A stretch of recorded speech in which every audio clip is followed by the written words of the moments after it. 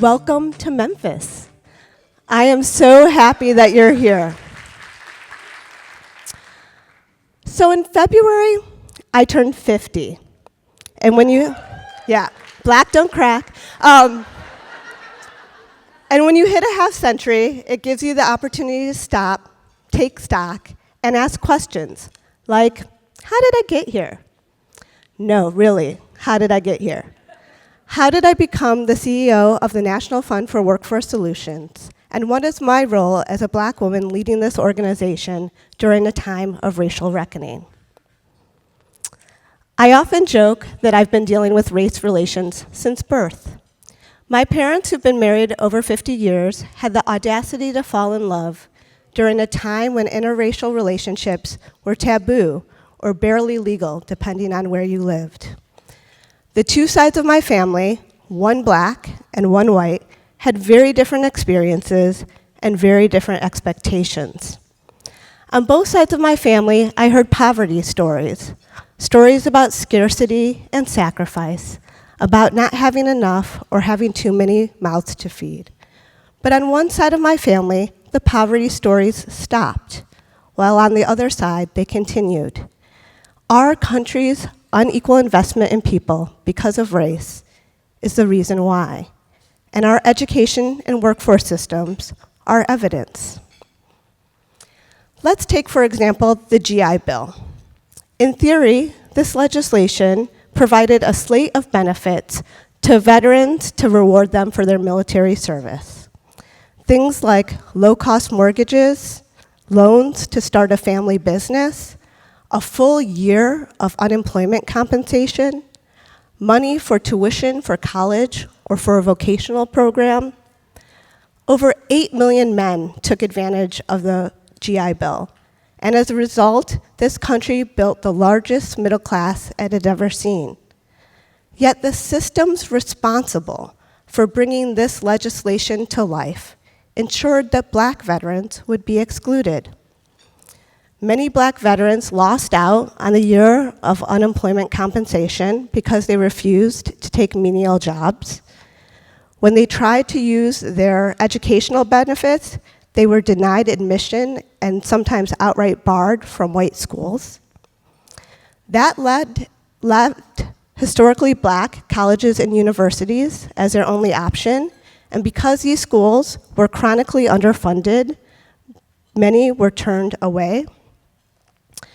Banks refused to make loans in black neighborhoods, and as a result of this redlining, black families missed out on the housing boom that allowed white families to move to the suburbs and build wealth. This intergenerational wealth shows up today. That's why in my hometown of Chicago,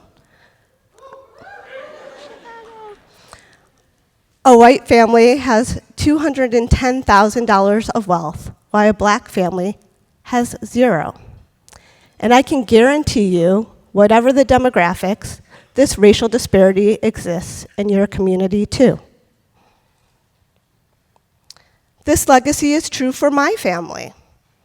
Post-World War II, my white grandmother, who was born in poverty and had an 8th grade education, was catapulted into the middle class. My white mother, who has a high school diploma, never questioned whether she belonged in the middle class.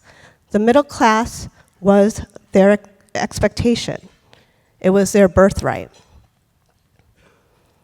This was not true on my dad's side of the family. My dad had to seek white spaces for opportunity. When he was in the 5th grade, my dad was bused to a white school, because when you're black, going to a good school often means leaving your neighborhood. It did then, and it does now. He was forced to leave his family, his friends, everything that was familiar to him, the exact opposite of what we mean when we talk about belonging and inclusion. A man at the library saw that he had potential and connected him to one of our country's first federal programs for outreaching to first-generation students. At the time, Northwestern University, which had 5 black students, recruited him to be part of their high school institute. He then applied to their college and enrolled, and he eventually earned an MBA from Northwestern University. It took my father earning an advanced degree from one of the best colleges in this country for him to enter the middle class. Different experiences, different expectations. I tell you this story because this is my family's story about race and racism in this country. And whether or not you know it, you have a race story too. I've always been acutely aware of the power of systemic racism because it's played such a crucial role in the trajectory of my family. What are we doing today to make sure people don't have different experiences and expectations? What are we doing to make sure the bipartisan infrastructure law, the CHIPS and Science Act, and the Inflation Reduction Act don't follow the same path as the GI Bill? We gather today in this historic city of Memphis. Memphis holds a special place in both the civil rights and the labor movement. Dr. King was killed here when he was here to advocate for better working conditions for workers who, in today's parlance, lacked quality jobs. It is a fitting place for us to gather to contemplate our responsibility in this moment. We stand on the eve of a contentious election, waiting to see who will end up in the White House. But let me tell you something. Not all change happens in Washington. It happens in places like Louisville and Hartford, Seattle. Come on, Seattle. I know Cincinnati and Springfield. And what works in Boston is not the same as what works in Birmingham. The problems are universal, but the solutions are local. This is what drives us at the National Fund. The National Fund has come a long way since its inception. What started out as a collection of national funders who harnessed their collective resources to influence and impact workforce development has become an organization laser-focused on racial equity.